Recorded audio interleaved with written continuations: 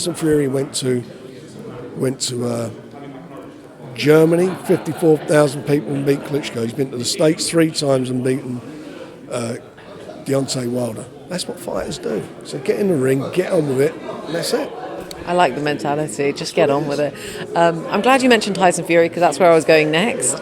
Obviously, we saw an emphatic win against Deontay Wilder in the trilogy. What did you make of his performance? It's the best performance I've seen from a British boxer abroad, and for me it's the most exciting heavyweight fight I've ever seen live. And for Tyson, it cemented his place in history as the best fighter of his generation.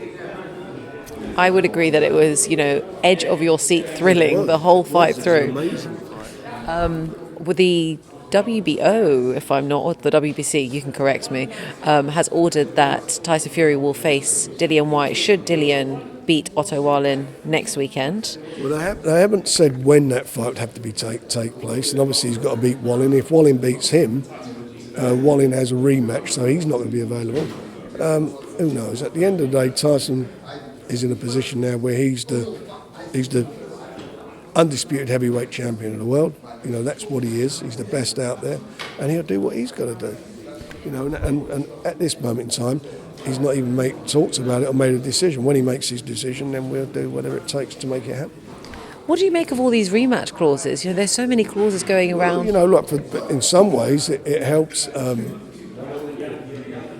It helped AJ against Ruiz. Got his title back. I don't think it helped him against Usyk. I think Usyk's got the beating of him. And who knows? I mean, I don't even know what the fight's going to look like with Wallin and Whyte. We'll see.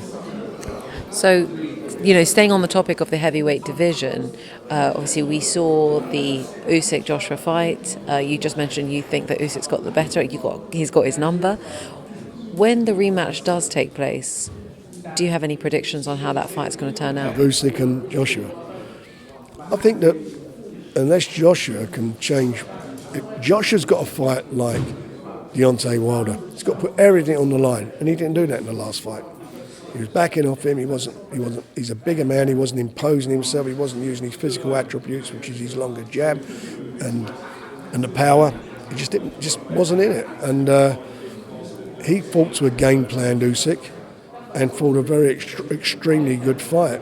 He said afterwards through an interpreter that he was instructed not to knock him out, just to box him. In the last round, he was gone. He was about to throw the towel in. Another 20 seconds, it would have been stopped. So I think next time round he knows he's got his number. Usyk. I just think he's got to beat him. I mean, he was out jabbing him. The little guy was out jabbing the big guy, and I was quite surprised at that. A lot of people have mentioned that they don't feel that Anthony Joshua, is as hungry as he once was. What do you make of those comments? Well, there's different words you can use. I mean, it's hungry or have the desire. Hungry, you get well paid for it. And that should, obviously he eats well and what he gets paid, but it's the desire. You look at what I keep going back to the Wilder. Wilder knew that was the only chance he had, was to go and try and knock Tyson out, and that's what he tried to do. That's what he tried to do. He tried to knock out the bigger man. Joshua is the bigger man. A guy coming up from the cruiserweights.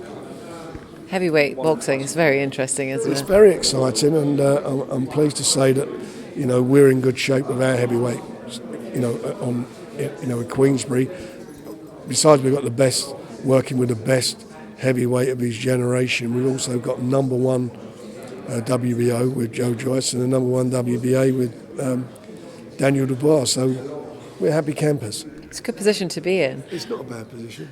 Just finally, Frank, obviously we've seen Eddie Hearn now teaming up with DAZN. We've got Sky Sports teaming up with Boxer. It feels like the landscape of boxing is kind of altering. What do you make of it? I don't know. I only focus on what we're doing. What we set out to do with BT, and we told them in the meeting we had with them when they asked us to get involved with them, was that we will make sure within 3 years we will have the best boxers and the heavyweight champion, the number one heavyweight. We delivered.